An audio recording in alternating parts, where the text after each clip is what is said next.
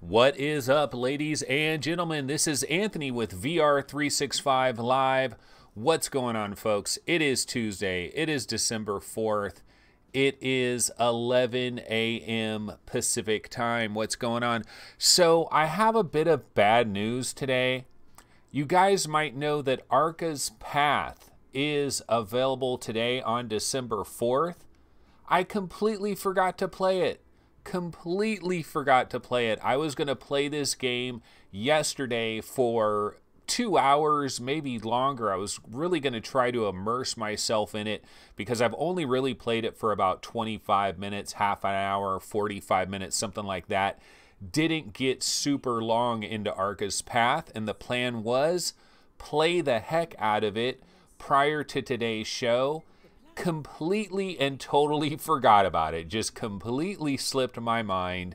And here it is, launch day for Arca's Path. I have not played Arca's Path. I feel bad about that. But you know what? That just means we've got something to cover on tomorrow's episode. So I will get in to some Arca's Path tomorrow. Apologies, of course. Now, one thing that did happen yesterday that was kind of unusual is I got a review key for Scraper.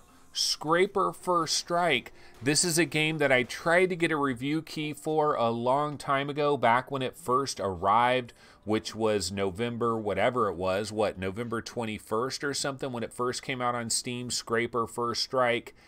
Didn't get any review code, didn't hear anything at all from the developer Labradex Studios, and just figured it was one of those games where I wasn't going to get a review code for, which that does happen on occasion. But I did get a review code yesterday for Scraper First Strike, and I did get into Scraper. I played it a little bit. However, I want to play it some more, so I'm not going to talk about Scraper First Strike today. I feel like I got to get some more time in there before I even get started on Scraper, but did play it, so I'll have thoughts on both Arca's Path and Scraper on tomorrow's episode. So definitely we'll have that, and that should be some good stuff to talk about. Impressions on Scraper, like just my very first impressions. This does appear to be somewhat of a AAA type of game, but I don't know that it is all good, okay? So wait for tomorrow. I will have my full thoughts on Scraper tomorrow and Arca's Path as well.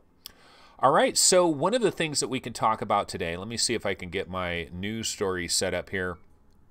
So we do have a bit of news that we can get into today, and also we are going to cover the second half of the May games of 2018. What were the best games in the month of May for this year? And there was more than enough games to go around in the month of May. We only covered 4 of them yesterday.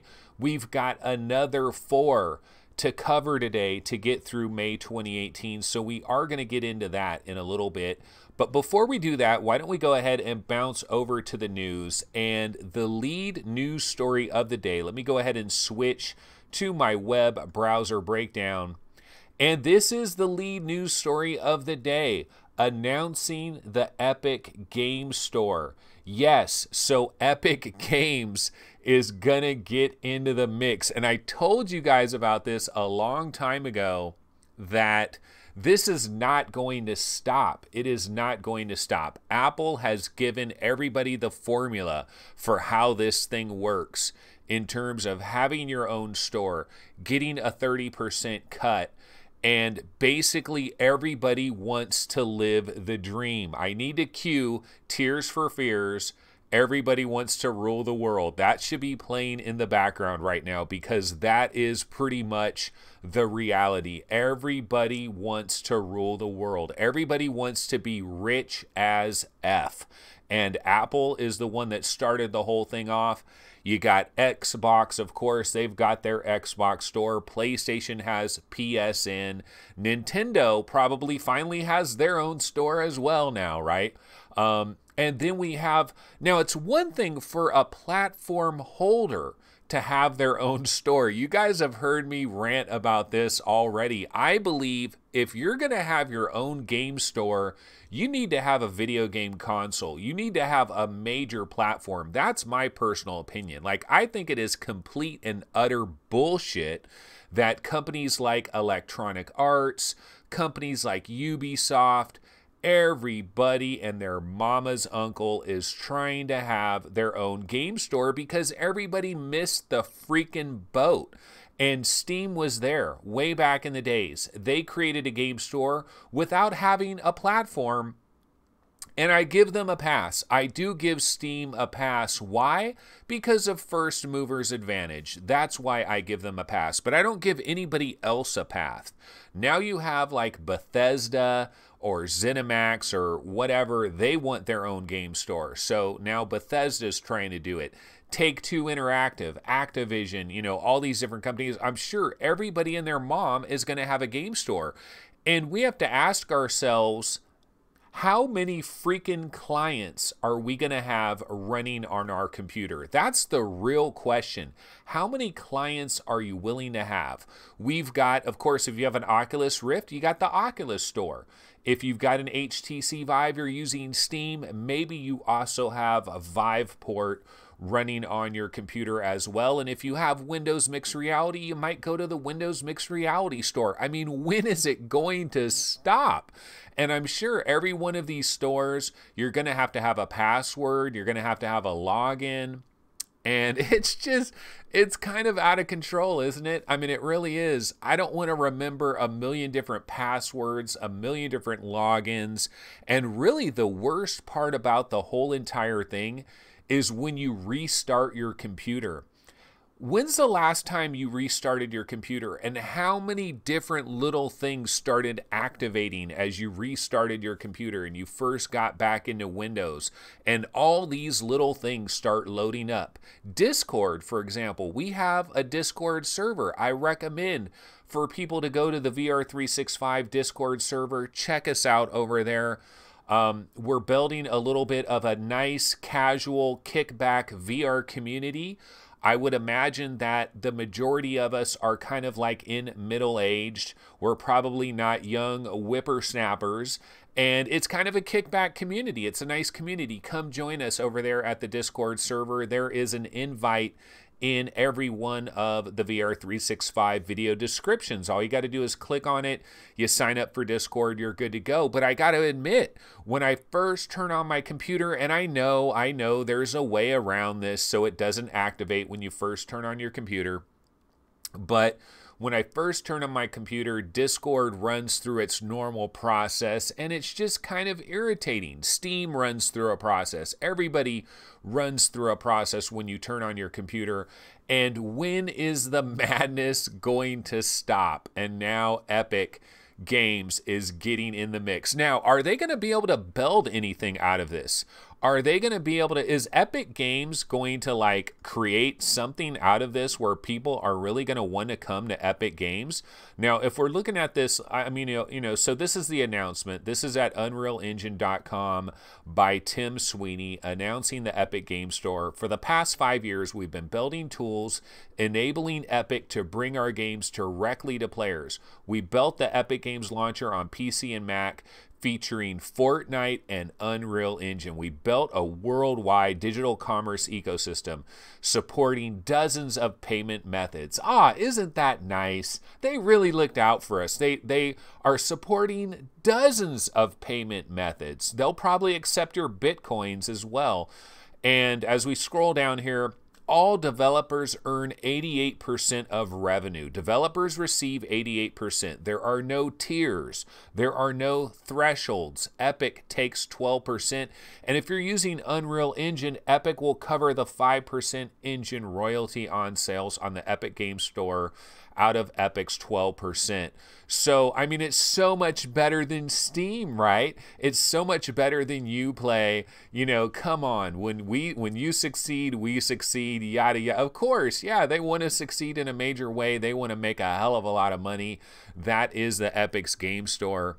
And The true question is, when is the madness going to stop? Are you going to be willing to have 25 different accounts across 25 different platforms, and some of not even platforms, but maybe they have one killer game that you're really got to be a part of, a Fallout game or some kind of Fortnite game or whatever? You know, Epic, they're kind of screwed here, though, in a certain way, where they need a new major game to kick this store off. I mean, I know they got Fortnite, but everybody already has Fortnite. So anybody that really wanted Fortnite, you've already got Fortnite. Now they need another. They need to create more games now. Maybe they need to buy some developers. They need to have some exclusivity, because why are you going to want to participate in this store? It's another store. I don't know. I think this is kind of craptacular, but it's not going to stop. It's not going to stop as long as we keep putting up with the bullshit. Okay, so I'm going to go ahead and take a look at chat over here. And let's see. Sloth Monkey says, I'm sick of juggling all the logins. You and I both. Ryan Haley says, having multiple stores or launchers doesn't bother me, really. Well, it might bother your operating system, and it might bother your CPU. You have all these little things running in the background. It's an irritant, and I know there's ways around it, but do we really want to micromanage every little tiny thing that is running on our computer and how many CPU cycles it's taking up? I personally believe it's a bunch of bullshit, but that's a whole nother story. Charles Van Nolan says, I'd rather just go back to buying stuff directly.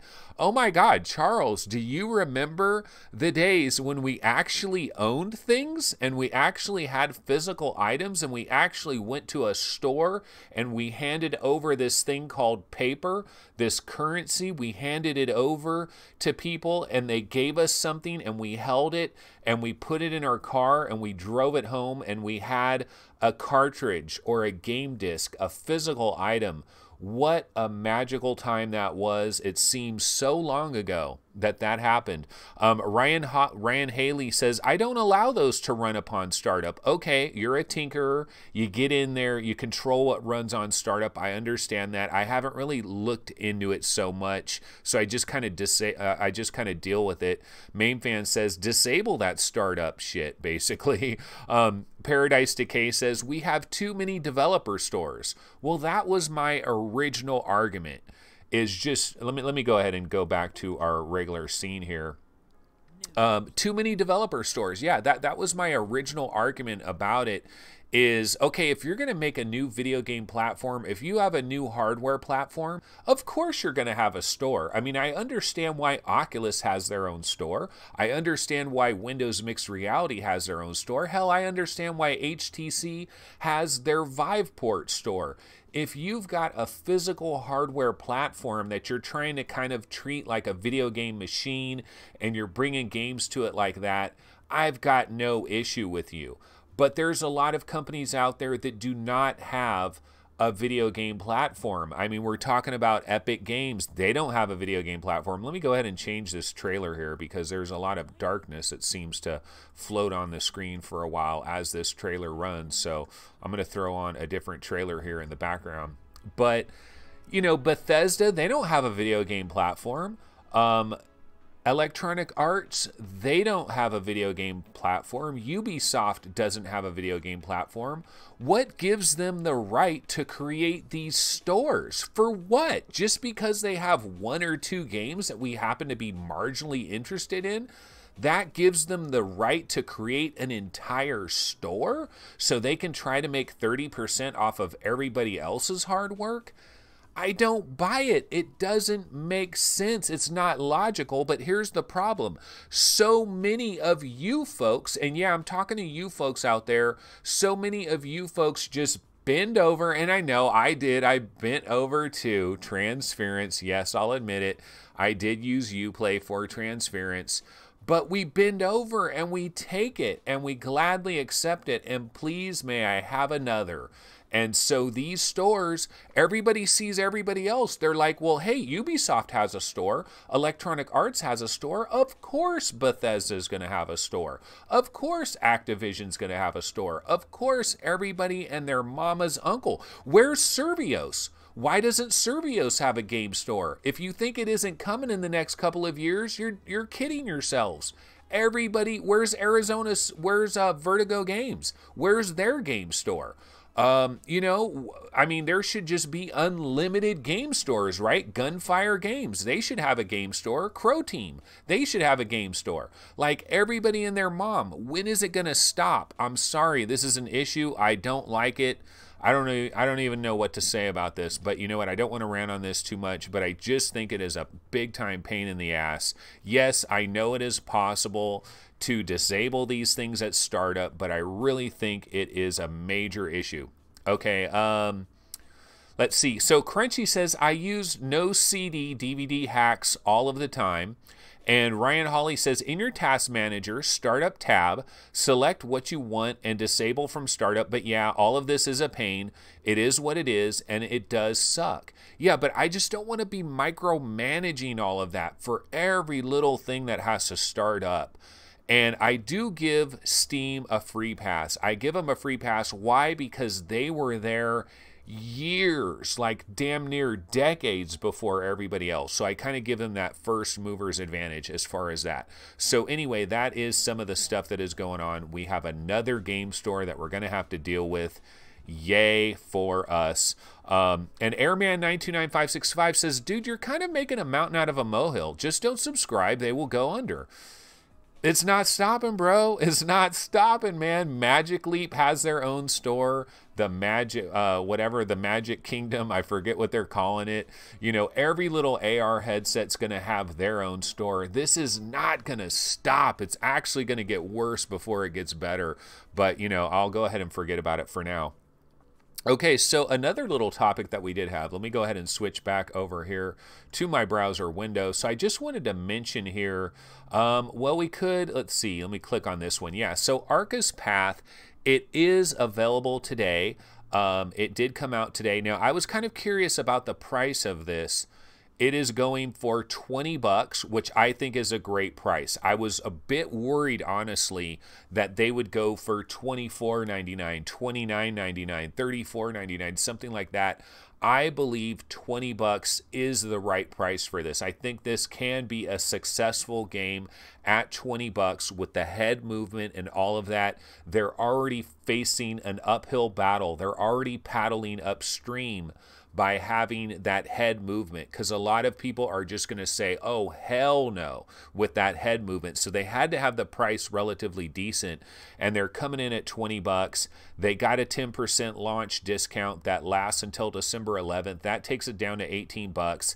Not a bad deal there. And like I said, I will be banging away on this game later today, and I will have my full thoughts tomorrow. That is Arca's Path. Now, in related news, in terms of like when games are coming out and prices and those kinds of things, let's bounce over to this one, Slightly Heroes. So I was just talking about this on our show on Sunday about the games of December.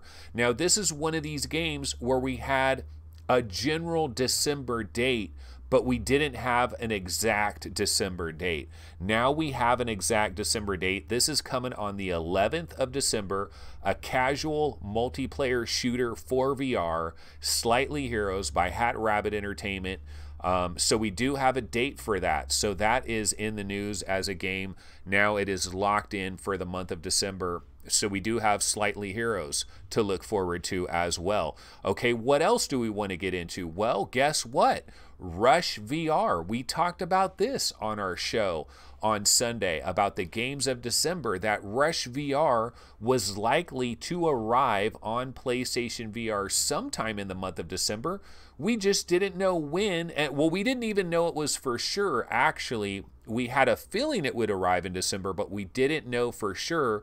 Well, not only is it arriving in December, it's available right now. So if you have a PlayStation VR, you can grab this baby right now. Now, the price is $25. If you happen to be a PlayStation Plus member, you do get a 20% clip off of that price. You get it for 20 bucks. Not a shabby deal, not too bad. That is Rush VR for PlayStation VR. It is out there. It is available. We were talking about this just very recently. I have not tried Rush VR on any platform, but it is out there now on PSVR, so it's across all major platforms. So this is pretty much the major information that I did want to cover before we get into the discussion about May. Now, you guys might hear some noise in the background. There's some stuff that's going on. I'm having some remodeling done on my house here, and so there might be like some noise and a little bit of noise pollution, but I don't know. You guys might not hear it. I pretty much hear it. Don't know if it's going to translate or not, but there is a little bit of that going on. So anyway, let's go ahead and let's get into our continued discussion about the games for the month of May. And let me see here. Which one did I want to pop on the screen first in terms of our games for the month of May? Let me go to all files here. And okay, so let's go ahead and I'm going to click on this one first. And so this is Best VR Games of May. Now, these were the ones, just kind of a quick recap. This is what we covered yesterday already. We covered Beat Saber, which arrived on May 1st. We covered Rush, which arrived on May 10th. We covered Compound, which arrived on May 15th. Sacrilith, which arrived on May 17th. So those are the 4 that we've already covered so far. Now, what is the next big game that I have for the month of May? And let me go ahead and grab it. So the next big game that I have for the month of May is The Forest. Yes, so The Forest arrived, I believe, maybe in April, was it? But the VR support arrived in May. Let me see if I can get my other WordPad document. You know what? I actually closed that out. Hold on one second here, because I don't remember the exact day. Let's see here. I'll try to grab this real quick. Biggest VR releases of 2018. Okay, so The Forest, I have May 22nd as the date for The Forest, and this is coming from End Night Games. And this was a pretty big deal because a lot of people were really hyped in the flat version of The Forest, kind of this go anywhere survival kind of a game. And a lot of people have wanted to have a high impact survival kind of game in VR. And this is what we got. The Forest hit. I was kind of worried myself personally when this first came out. I was worried that I would have a lot of problems running this game on my 970 graphics card, but actually it worked out pretty well. I was able to run this game pretty well, and I really got into it when we first got our hands on this game. I was playing it quite often, and I really kind of got into the entire world of it. For me, it reminds me of that TV show Lost. It basically was Lost, the video game. You start off in an airplane, the airplane crashes, you're on this unknown island or whatever, and you're in a forest. There's like these weird natives that are there. There's like weird stuff going on. You got to try to survive. You got to try to build yourself a log cabin and all of that. And I got into it. I liked it a lot, and it ran pretty well. Now, there's a lot of pixelization and stuff. The people that complain about like Fallout 4 VR in terms of being like kind of blurry and pixelated and being a pixelated mess, The Forest does suffer a little bit of that as well, but it is a really cool game that did arrive in the month of May. In fact, we can go ahead and, why don't I go ahead and take a look at the Steam page for The Forest and see what kind of reviews it has and stuff like that. Let's see, The Forest. And another good thing about The Forest, this is going for 20 bucks. You know, this isn't like ridiculously expensive. It's 20 bucks, so it's not terrible. It did arrive on April 30th, but it did not have VR support. And you can see the reviews, overwhelmingly positive, 5,000 Recent reviews, all reviews, 94,000. This is something we've never seen with a VR game. Now, of course, the vast majority of all these reviews, these are flat gamers. Flat gamers really got into the Forest and were really banging away at it. And so this is not representative of the VR version, but damn, that just kind of gives you an idea of how niche the VR marketplace is, because we never see a game with these kinds of numbers. I mean, we could look up Fallout 4 VR. In fact, actually, why don't I look up Fallout 4 VR and let's see what kind of review numbers, because I think Fallout 4 VR, doesn't it, it has its own Steam page, right? Like, this is separate from Fallout 4. And look at, I mean, here's a direct comparison. This is easily probably the biggest VR game that we do have in terms of just VR only game. Recent reviews 69, all reviews 2,284. It's no contest. This is how niche VR is. You know, that's an example of just how niche it is. But The Forest is a well-received game. In Night Games is a developer of this game. If you are playing it in VR, it is there, you know, there are some performance issues. There is a bit of jank. I haven't been in it actually in a long time. It's probably improved quite a bit over the months, but that is The Forest, not a bad title by any stretch of the imagination. Okay, let's go ahead and go back over here to our normal view, and let's go ahead and grab the next game of month as we proceed.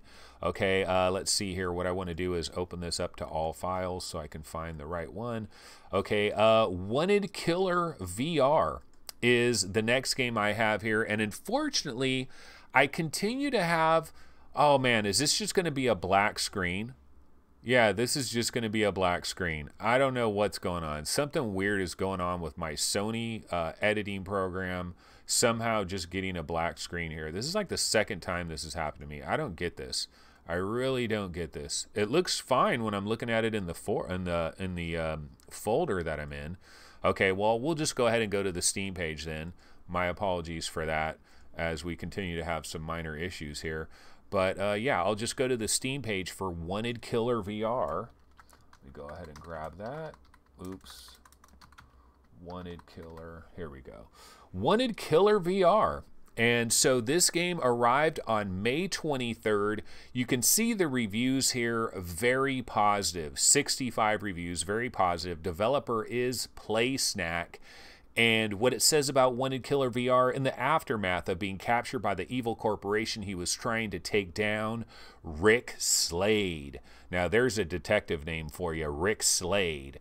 Died as an unwilling participant of an experiment to transfer consciousness to another host. Or did he take down the corporation that did this to him? Welcome to Wanted Killer VR.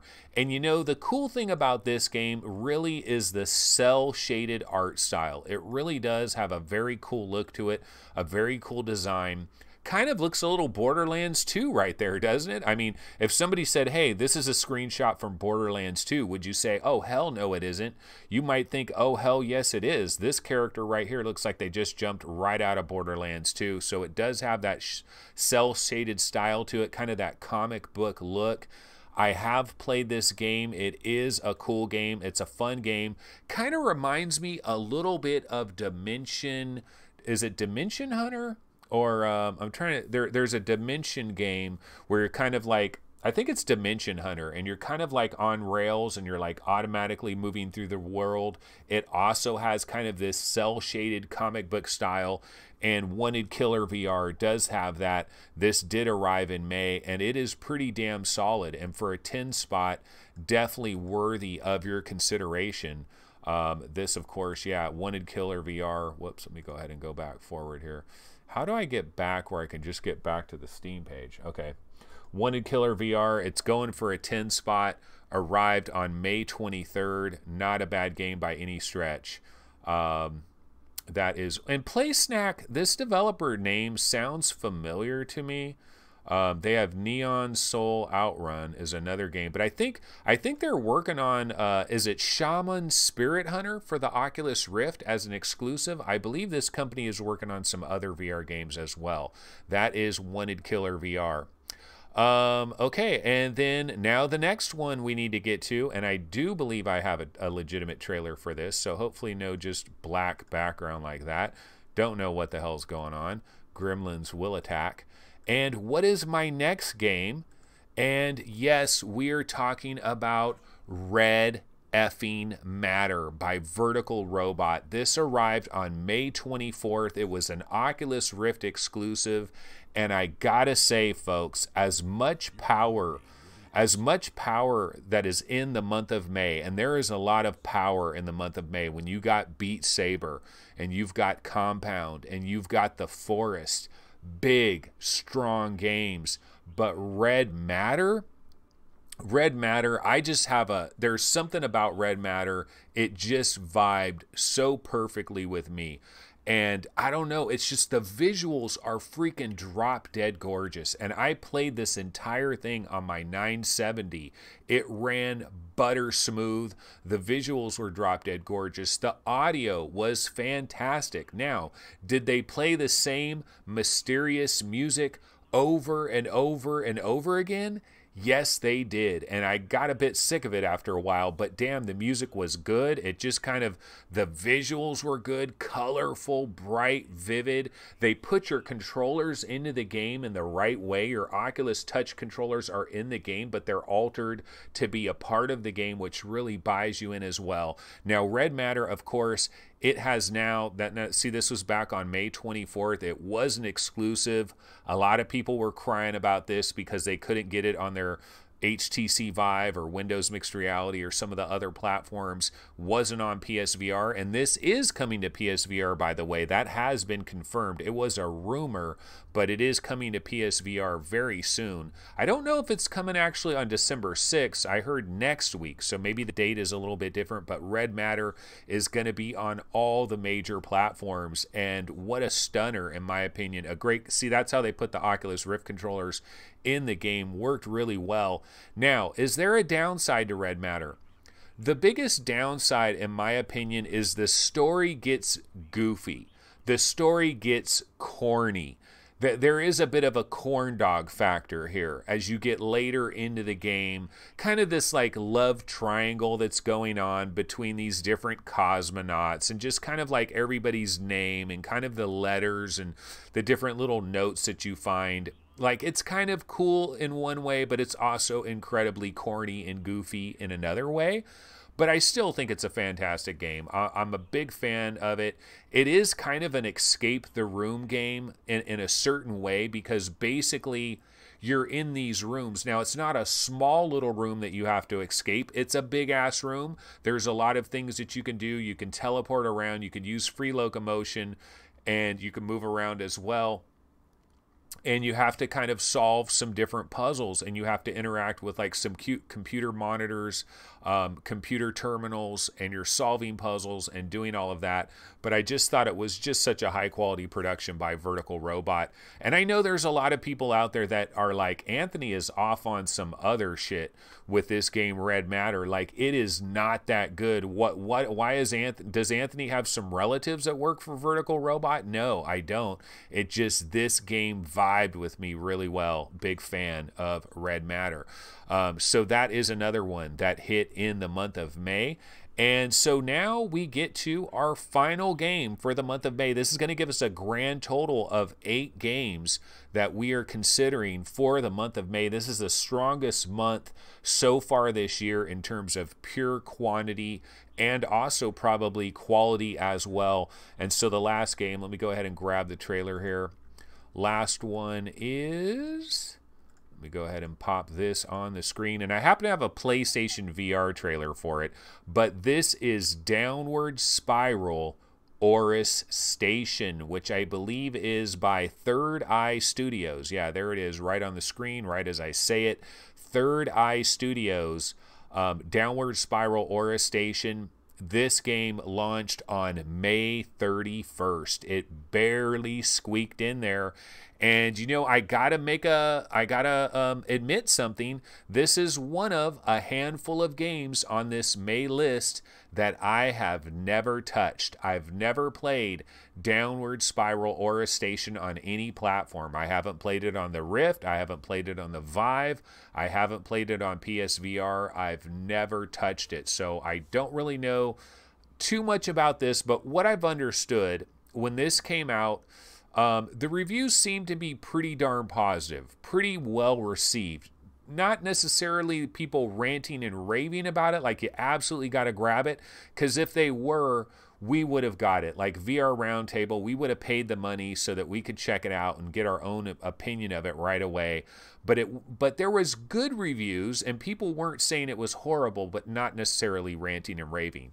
That is Downward Spiral Horus Station. And so what I'm going to do now is let's go ahead and bounce back over to Steam, and let me look up Downward Spiral Horus Station. Downward Spiral. Okay. Downward Spiral Horus Station, and not a bad price. This is going for $20, although for some reason I believe this cost more originally when it first came out in the month of May. Like maybe this was $29 or maybe it was $24.99. I don't remember it being $19.99 right away, but maybe I'm wrong. And so the reviews, I mean, looking at the reviews right here, mostly positive. You know, mostly positive on the review. It barely squeaked out in the month of May. Third Eye Studios is the developer. It says Downward Spiral Horus Station is a mysterious and atmospheric zero-gravity thriller set in the lost and forgotten Horus Station. Kind of similar to Red Matter in certain ways, right? I mean, kind of a similar theme to Red Matter. And I remember one of the things about this game, like way back when we first heard about it, it was kind of being compared to Lone Echo from the standpoint that it went with this zero gravity idea, you know, the whole Lone Echo zero gravity thing.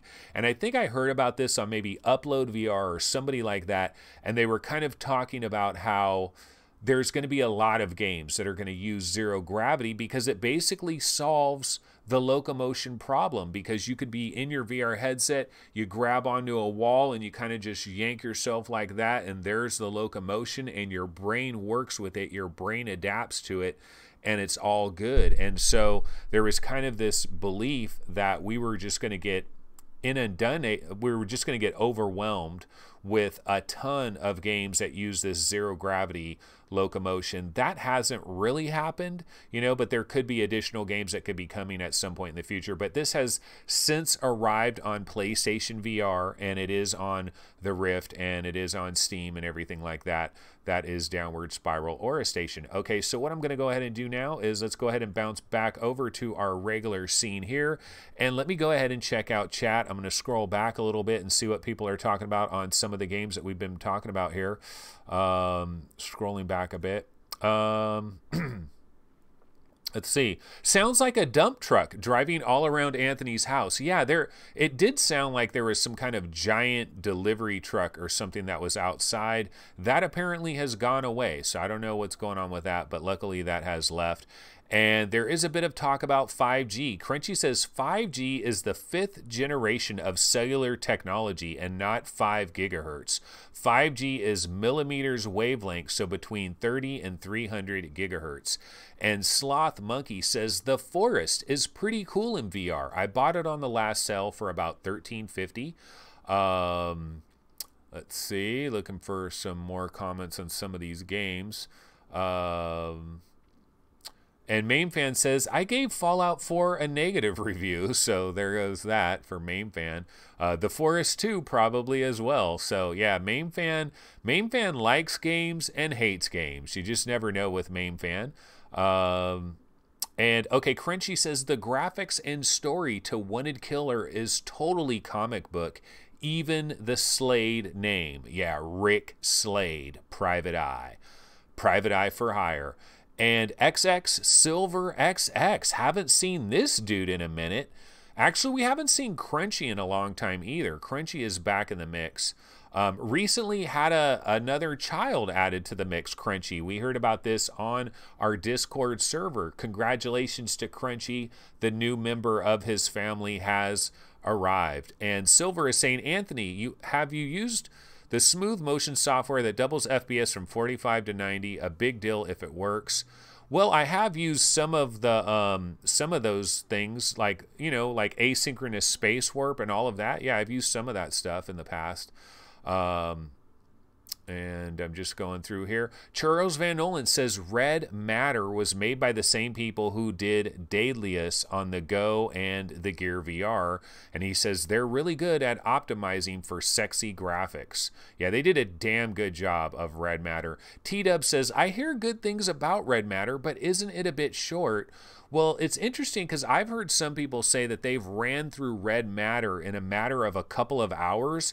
It took me a lot longer than that. I spent at least 5-6 hours in Red Matter. But I gotta say again though that when it comes to Red Matter, like, I was taking my time. I was enjoying myself. I was enjoying the environment. I was enjoying the music. I was enjoying the entire thing. So I was not racing through it. You have a number of different gamers. Some gamers, they just race through shit. That's just their way of playing games. It's just A to B. They're like, okay, what is the next mission objective? Okay, I'm going directly to the mission objective. Bam, bam, bam. There could be some nice little butterflies floating around over there, and they don't give an F. They are going directly to their next mission objective. They don't care. They don't want to stop and smell the flowers. Me, I'm different. I like to go to every little crack and crevice of the place. Look around at everything. Look up at the ceiling. Look up at the floors. Look at all the textures. If there's like a desk somewhere and it has pictures on the desk and little things on the desk, and if I can pick up the picture and bring it closer and look at it, I'm going to do that. I'm that type of gamer, and so I take a lot longer in these games. So maybe you could run through Red Matter in a matter of 3 hours, but not me. It took me 5-6 hours. Sloth Monkey says, I have a Vive, and just the other day updated my NVIDIA drivers, and I noticed finally at least one game that was janky before. Robinson the Journey was finally smooth. And Main Fan, checking in, did not like the Forest very much, didn't even like Fallout 4 VR, but Main Fan says Horus Station is good. He says Horus Station is 0G combat and puzzles, lots of weapons and tools. So, you know, Horus, Downward Spiral, Horus Station in the mix. So these are the games for the month of May. And I do have a list that kind of breaks down all of them. If hopefully this didn't turn black as well as some of these other things that are turning black. So let me go ahead and click on this.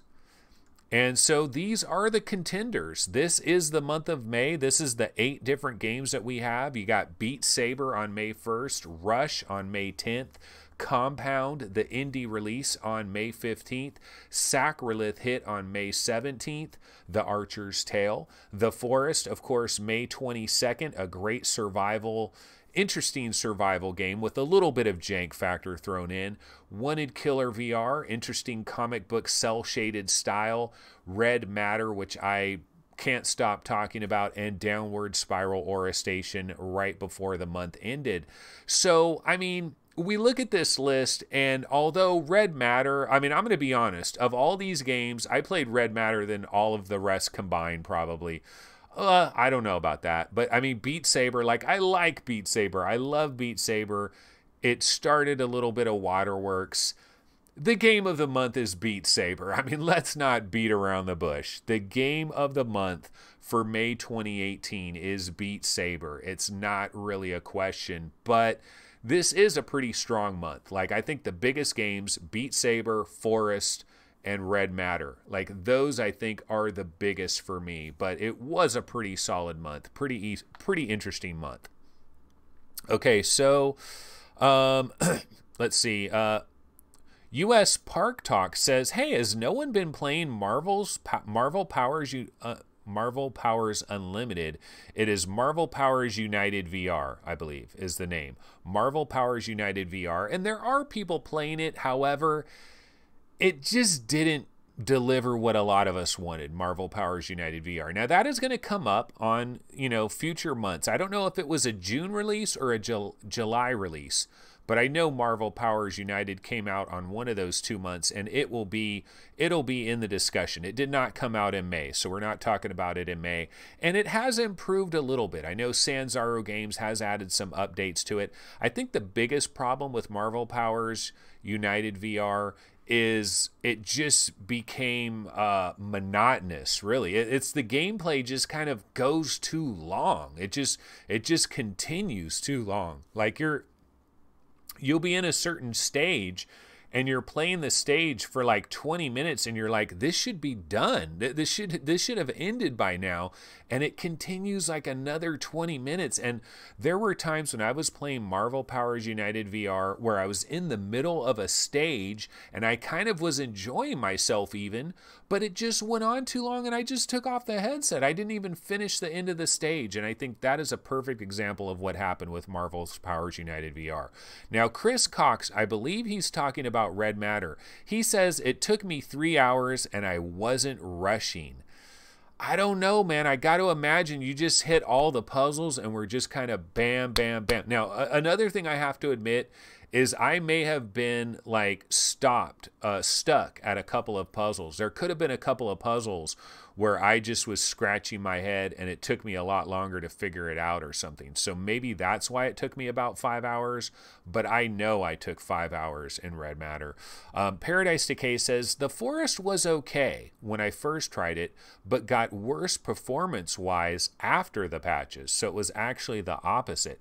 Yeah, because I kind of had a good time when I first got the Forest. I was shocked. I thought for sure, like I went ahead and downloaded the Forest and installed it and all of that. And I was thinking to myself, why am I even doing this? I have a 970 and I heard a lot of stuff about that game. And I thought, this isn't going to run on a 970. I'm wasting my time.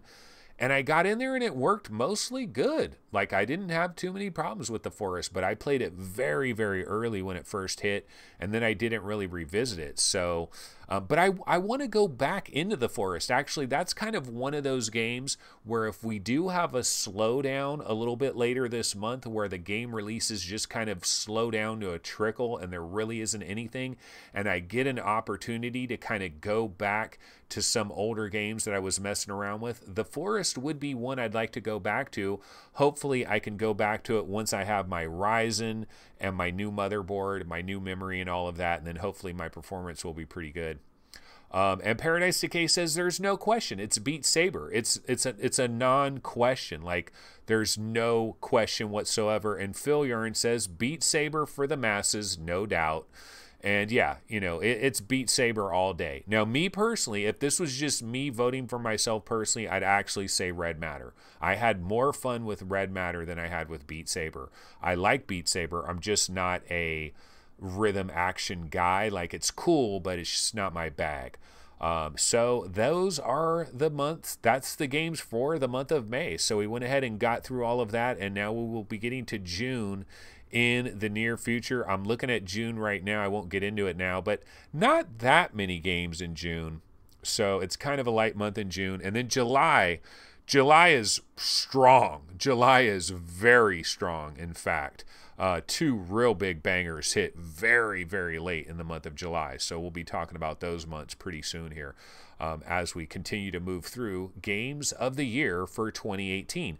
Okay, so we can go back to the news stories now. So let's go ahead and go back over here to our web browser window, and we can go ahead and bounce over to, say, Road to VR, and let's see what some of the #1 topics are here. Let me go ahead and refresh this real quick just to make sure I have the newest stuff here. And so they're talking, of course, about the Epic Games Store, which apparently it will support VR games, so there will probably be VR games on this store. And relaxing maze game Arca's Path launches on all major VR headsets. And I will have some information on that tomorrow. My apologies, I screwed up on that. Rush is available today on PSVR. And now this topic right here, Lemnis demonstrates latest varifocal lens tech in new VR headset prototype.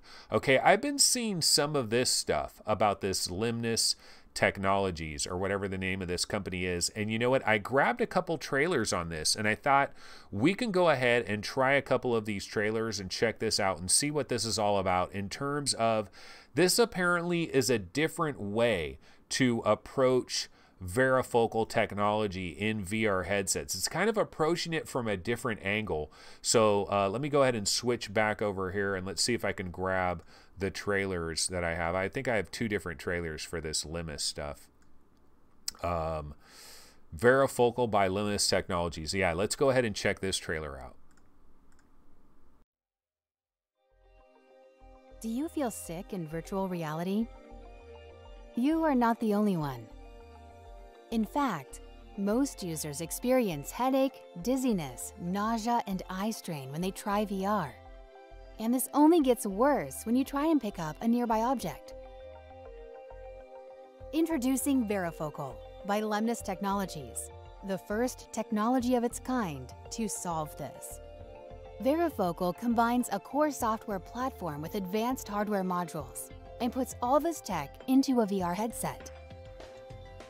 So when you try observing an object in VR, Varifocal tracks your eye movements to identify where you're looking at and how far.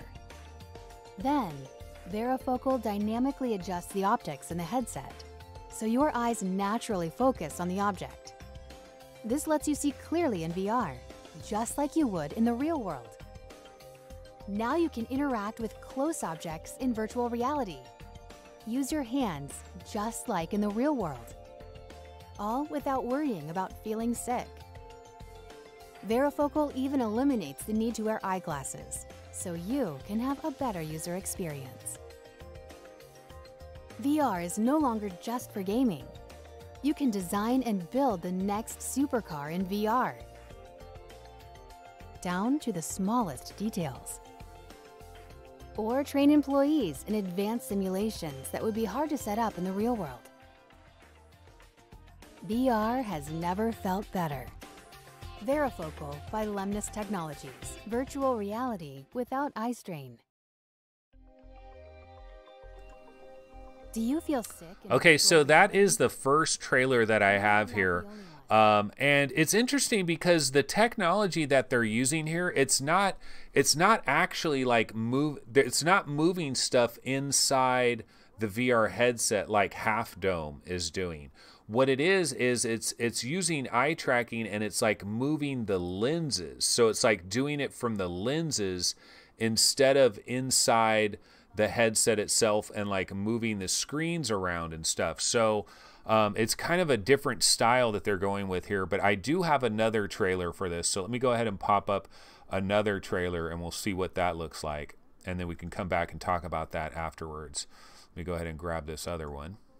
This is a SIGGRAPH 2018 demo of this technology, I believe.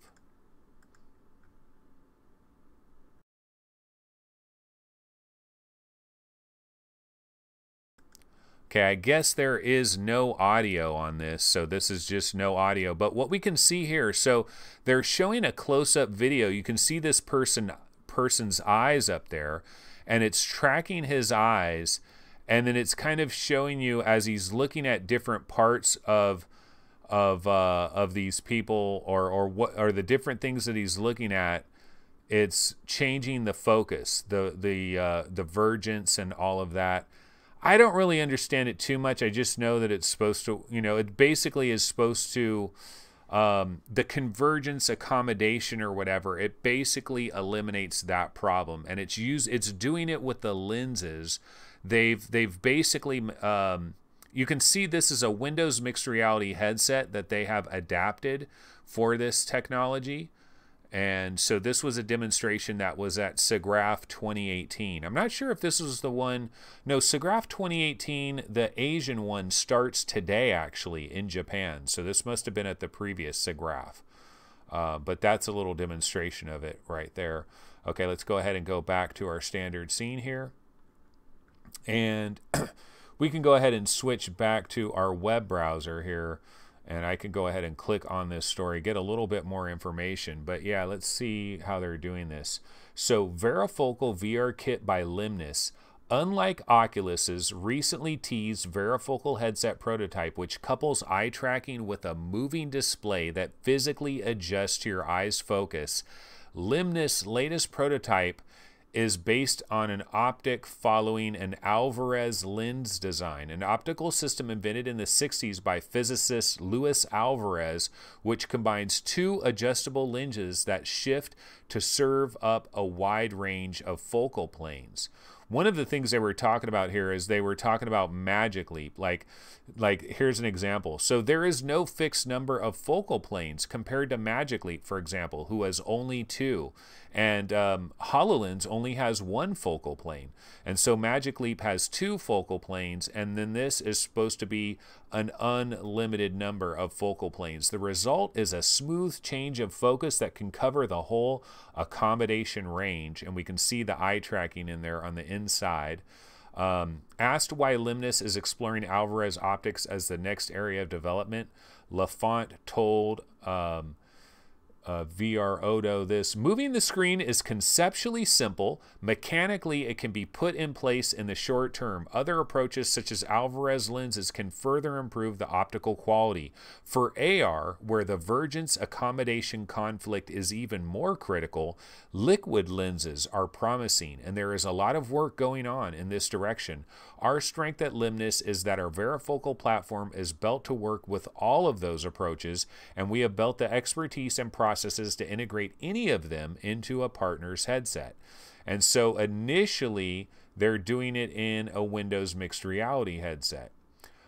In short, the vergence accommodation conflict is a physical phenomena that occurs when the headset's display presents light as a static distance from your eye, making your eyes strain to resolve whatever virtual object you happen to be looking at. In a headset with a fixed focus display or optics, you're basically left with an uncomfortable mismatch that goes against ingrained muscle memory developed over the course of your entire life. You see an object rendered a few feet away, your eyes converge on the object, but your eyes' lenses never change shape since the light is always coming from a static source. You can read more about a vergence accommodation conflict and more eye tracking related stuff in our extensive editorial on why eye tracking is a game changer for VR. And of course, I am reading this information. Okay, see, this is the Windows mixed reality headset that they've converted there, image courtesy of Lemnis Technologies. And this, of course, is courtesy of Road to VR, so be sure to go ahead and check out Road to VR for some of your latest stories and reviews and stuff like that in the VR gaming industry. But yeah, I thought that was kind of interesting. We eventually are going to have to come up with some new technologies. I will say that myself personally, when I think about like eye strain and stuff, this is one of the things that I've said about playing retro games in VR, like playing an emulator in VR. For example, Dolphin VR. We just talked about Dolphin VR yesterday. We saw a Super Mario 64 video where you could play Super Mario 64 in VR in first person through Dolphin VR, and, you know, going into the settings, adjusting it a bit, and getting it just set up right, and you can kind of experience Mario 64 in VR. How cool is that? But I've always said I don't get into this retro game stuff, and the reason in VR, and one of the main reasons is I don't believe, like when you put on a headset and you wear a headset for an hour or 2 hours or even a half an hour or even, 45 minutes, you're going to suffer a little bit. You are suffering a little bit. There's a price that you're going to pay a little bit. And whether it's eye strain, whether it's like a very mild headache, whether it's just being kind of sweaty and uncomfortable, there's a tiny amount of suffering going on. Like, I mean, eventually there's going to be a day where we put on a VR headset and the screens are going to be so good, they're refreshing at such an incredibly high rate, and the light is hitting our eyes in a more natural way and we don't have the eye strain, there's going to be a day when you're going to be able to wear a VR headset for 9 hours straight and it's not going to be that big of a deal. But today is not that day. Now, I'm sure we might have a few people in chat that are like, oh, I play VR for 5 hours. I've never had a problem. I believe, honestly, I believe these people, what they have done, and look, that's great if you believe that, but I believe what they've done is they've convinced themselves that there are no ill effects of using VR for like 4 hours in a row, and they've just convinced themselves that there are no ill effects, and so they don't notice those ill effects. Like, they are ignoring those ill effects because of the placebo effect. They've convinced themselves there's no ill effects, but there are ill effects. I mean, I was just playing Scraper yesterday, and when I first played Scraper, I didn't go into the options and switch it to snap turning. And instead I was doing smooth turning. And oh my God, was that a bad idea for me, because I ended up with a pretty major headache after I got out of there. And it was simply because my brain and smooth turning, it just doesn't work. And but what I'm trying to say here is, like, some people will like rip a 3D Blu-ray movie, a 2-hour 3D Blu-ray movie, and they'll watch it in their headset, and I'm not interested in that, because there's still a price that you're paying for wearing these headsets. We're not quite there. Now, maybe in another 5 to 8 years, we will have a headset that you could wear for 4 or 5 hours, and you take it off, and it's not like you've been in a dark cave for 5 hours and you just stepped immediately into bright sunlight. Has anybody ever gone to the movie theaters and you watched a Harry Potter movie that was like 3 hours and 15 minutes, and like you're being bombarded by all this like THX sound and all these subwoofers and everything, and you're watching this Harry Potter movie, and you're in there for like 3.5 hours, and it's dark, but you went to a matinee, it's like sunny, bright and sunny outside, and then you get out of the movie and you walk out of the theater, and boom, you walk right outside, and bam, it's bright sunlight, and you're like, oh, you're kind of like, oh man, and it takes you a while to get adjusted. That is being in a VR headset, and that's why we're not there yet, and we need some kind of new technology that comes down the pipe that changes this for us, in my opinion. Okay, so I'm going to go ahead and go back over there to chat, and the first thing I saw is MainFan. I don't know what eye strain is. See, MainFan is probably one of the dudes that I'm talking about in regards to these people that I talk about, where they claim they can play for 4 or 5 hours and there's no ill effects. They are perfectly fine. I can play VR all day long and it's no big deal. There are people that believe this, and I believe you've convinced yourself it's no big deal, and that's awesome. That's great. It's almost as good as it being actually true. If you can convince yourself there's no problem, it's great. So let's see what some people are talking about here. So Lee Wilson says, so motion sickness is all to do with visual focus? Yeah, no. Motion sickness has nothing to do with that, of course. And Martino Movies says, so where and when can I buy it? Because I get sick easily, even after banging away at VR for the past 6 months. Yeah, this is going to be coming to future technology. So we're probably 3 or 4 years away. Like eye tracking, we don't even have a mainstream headset right now that has eye tracking. The only product I know of with eye tracking that you can actually buy is a Magic Leap 1. And it doesn't even use eye tracking for foveated rendering. It's using eye tracking for those 2 focal planes. It's not even using it for foveated rendering. But that's the only device I know of that uses eye tracking right now. So we haven't even gotten to the era where VR headsets start all having eye tracking. And I don't even know if I don't even think 2019 is going to be that year. Maybe 2020, maybe 2021. Like I could kind of imagine a scenario in the year 2021, every VR headset has eye tracking. Like it's just a freaking given. Every VR headset has eye tracking, maybe. And so we're a ways away from this varifocal technology making it to consumer headsets. In fact, you read more of this story and they're not really concentrating on, this is not for consumer consumer usage. This is more for industry. This is more like a Star VR kind of thing for people that are making the next make it in VR, or like the Bell helicopter, stuff like that. These are the people that are going to be ordering these kinds of headsets. Unfortunately, Martino Movies, you're going to have to find yourself a time machine, because it may be about 5 years before that pops off. Okay, Prince Alexander says, I hope all this tech is not 10 years away. And that's pretty much what we're talking about. 10 years away from consumer headsets. I want this in the next gen HMD, but I doubt it. Yeah, unfortunately, I think you're looking about probably about 2021. I'll say 2021, we will have a consumer headset that will have this. It might be a pretty high-end, expensive consumer headset, but we will have it, I believe, at that point. Jim Hall says, motion sickness isn't affected by depth of field. That is marketing BS.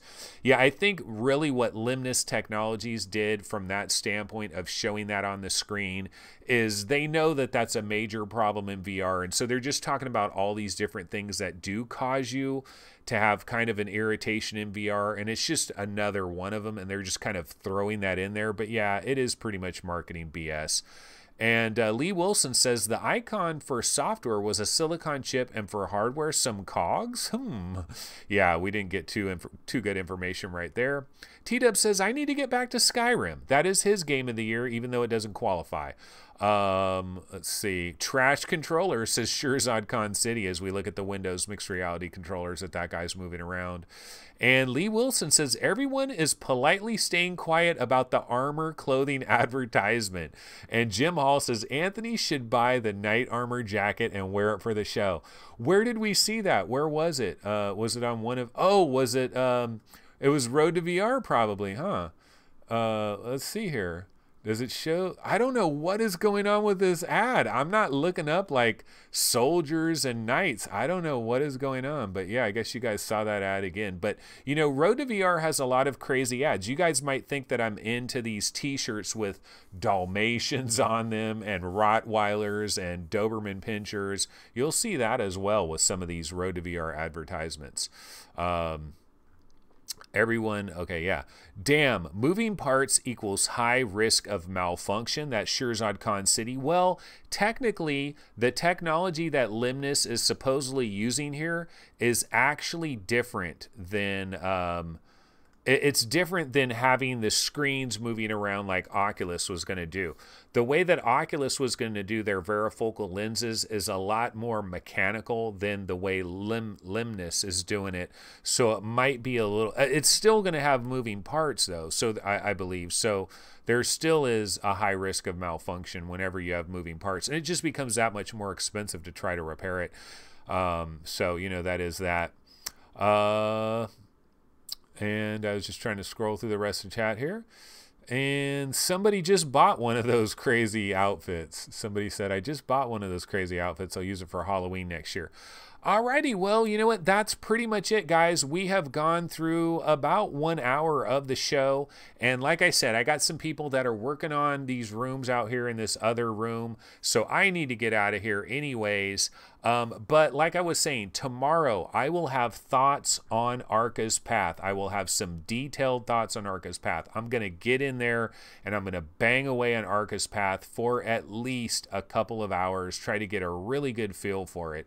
Okay, the other thing I'm going to do is I'm going to play a lot of Scraper. First Strike. Now that I have it switched to snap turning, I won't get a major headache playing Scraper First Strike, so I'm going to get into Scraper, play a whole bunch of that. So tomorrow I will have my takes on Arca's Path and Scraper, and maybe there will be some other stuff that will come into the mix as well. Some other things might trickle in, and so I will cover that as well. We'll also get into some more news and stuff like that. We're not going to do Game of the Year tomorrow, so we'll wait a little while before we get into June 2018 and covering the month of June. But that's going to go ahead and do it. I will see everybody tomorrow at 11 a.m. Pacific time. See you guys then. Take it easy. Later.